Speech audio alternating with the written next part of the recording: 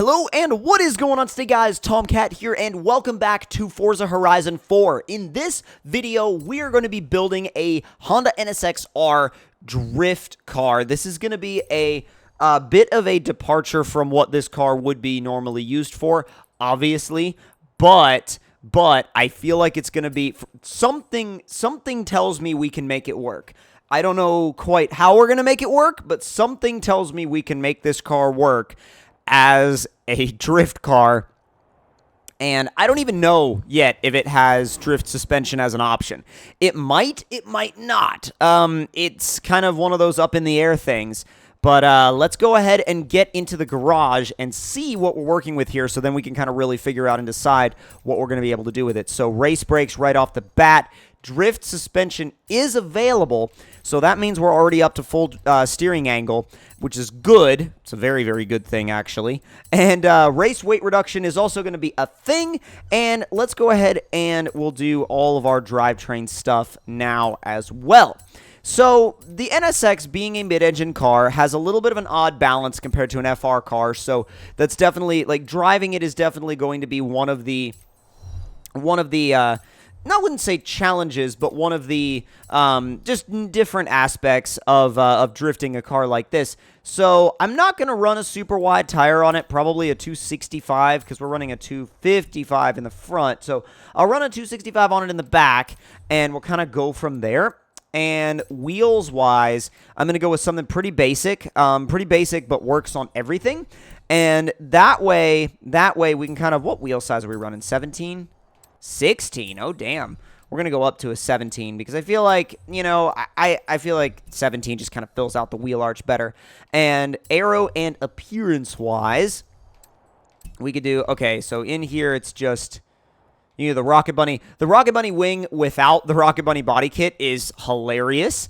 But we're going to go ahead and we are going to do the Rocket Bunny body kit, but, oh my God, what a good-looking car that is. Like, what a good-looking kit that is. It's just so crazy.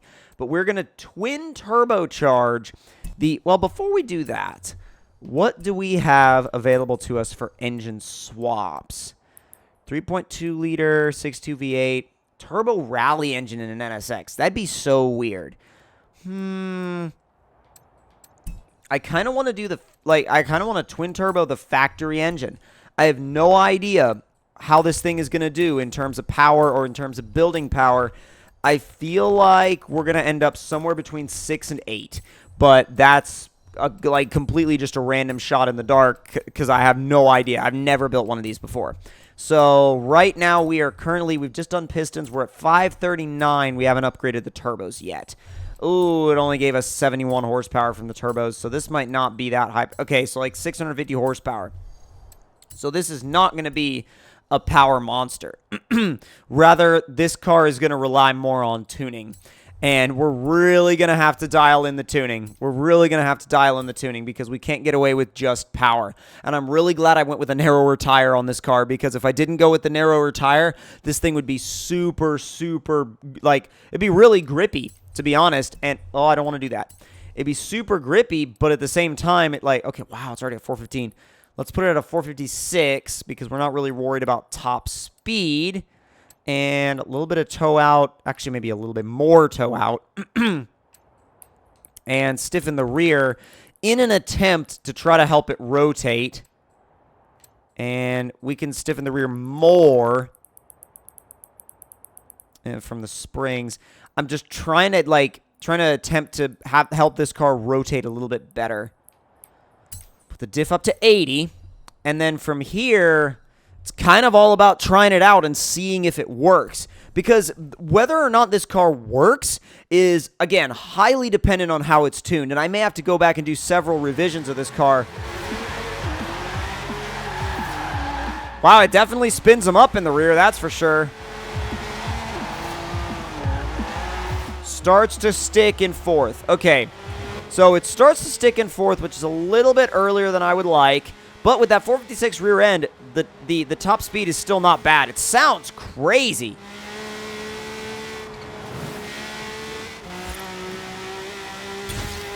All right, let's see what you can do. High speed. Pull the e-brake.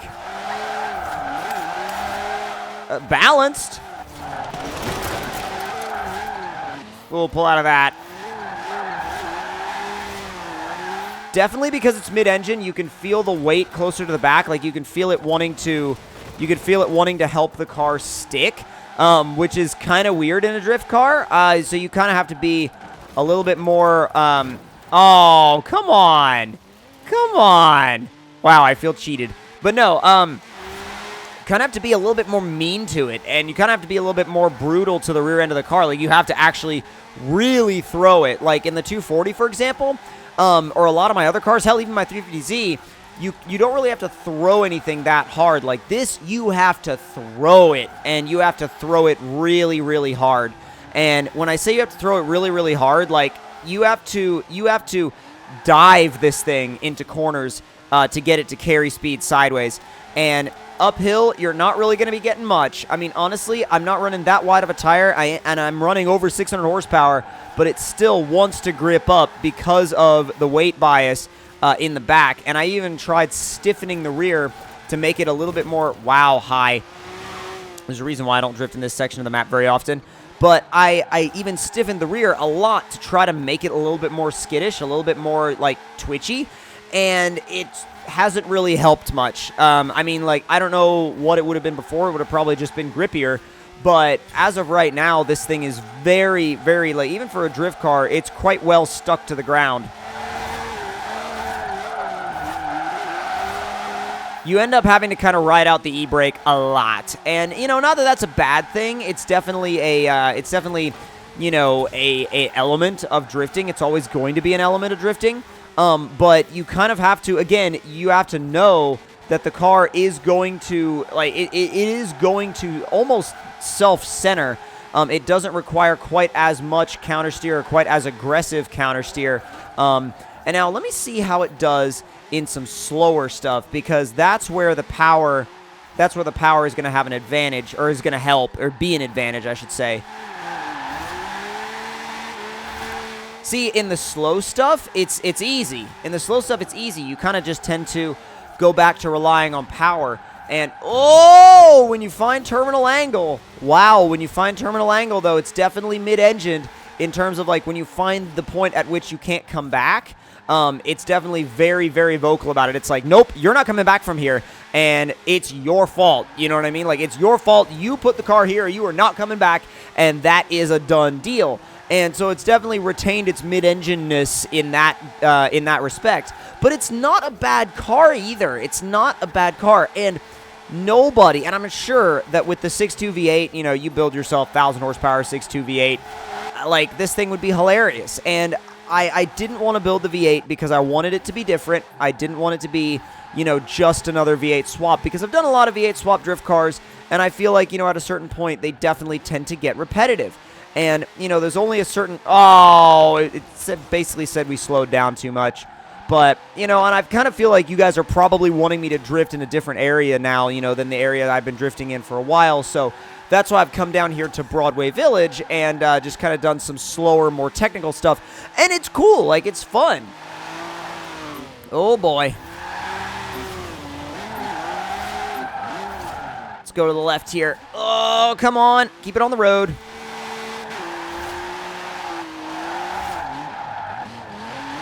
Come on, come on, come on, come on, come on, let's go. Now, see, for the slow stuff here, it's extremely precise. Like, you can keep it in a lane, no problem. It'll stay in its own lane, or whatever lane you put it in, very, very easily. Very well, very easily, without, you know, arguing with you at all. And it's weird in that respect, because you don't really, like, in a lot of the drift cars that I build, they're these massive, like, buku horsepower, you know, silly high horsepower, silly fast, like, could probably all do over 200 miles an hour, gearing limited. But, you know, this car, again, it definitely forces you to focus more on the basics and focus more on, you know, the slower stuff.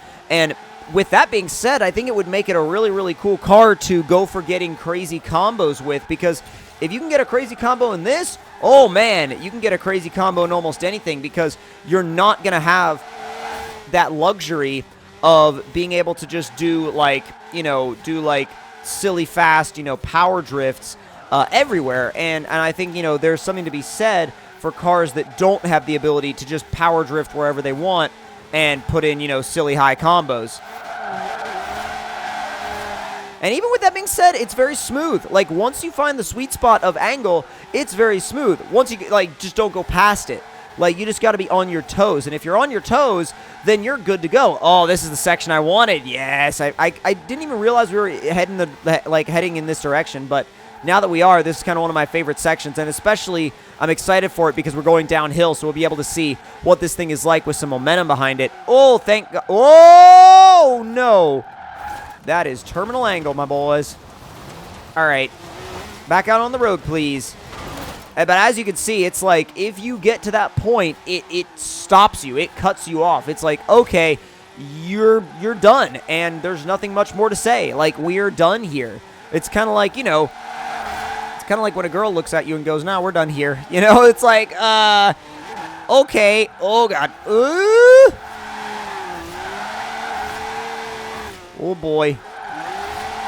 Come on, come on, come on, come on, come on. Come on. Again, if you can keep the speed is the whole key with this. The speed is 100% the key. And if you can keep the speed, you'll be okay. If you can't keep the speed, that's where you're going to lose out on this car, or with this car, I should say. Come on. If it had like 100 more horsepower, like transitioning in 5th gear would be super easy, but right now transitioning in 5th gear requires a lot of e-braking and clutch kicking and a lot of shifting back down to 4th, to be honest. Yeah, 5th gear is not the happiest gear for this car. It is when you're going extremely fast, but when you try to like ask a little bit more out of 5th gear, it's like, no, nope. And I think the other thing too, with this being a high revving engine anyway, and with being twin turbocharged, you don't really have much torque. You really don't, especially at higher speeds. You really don't. If you're used to drifting V8s, you're definitely going to feel like this powertrain is kind of weak. But that kind of forces you to hone your technique a little bit more, and you know, go for those super high speed entries, because you can't just be like, oh, I'm going to just carry a little bit of speed into this corner and then I'll just slam the throttle and I'll be good to go no matter what. You can't do that. You can't do that here. You have to go in at high speed. And that's something that's like, you know, again, you're dealing with a mid-engine drift car. And there's a reason why a lot of people don't drift mid-engine cars. But I actually have a friend in real life that drifts a MR2 Spider, or MRS, depending on where you are in the world. And that thing, you know, I mean, it's Honda swapped and everything like that. But he has a hydraulic e-brake in the car.